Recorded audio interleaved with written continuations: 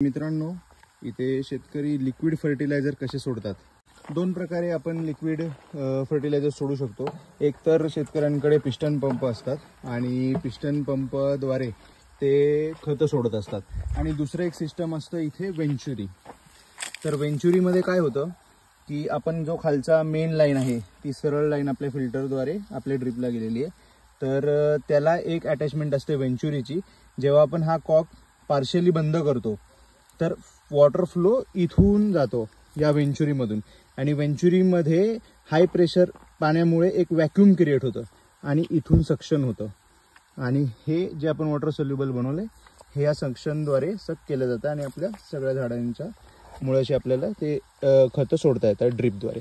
हे आपण आता हे चालू केलं तर इथून हे पाणी उडताना आपल्याला दिसतंय। हे बघा, हे नॉर्मल पाणी येतंय, पण जसं मी हा कॉक बंद करणार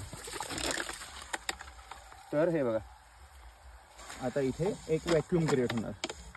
आता हे सक करतंय।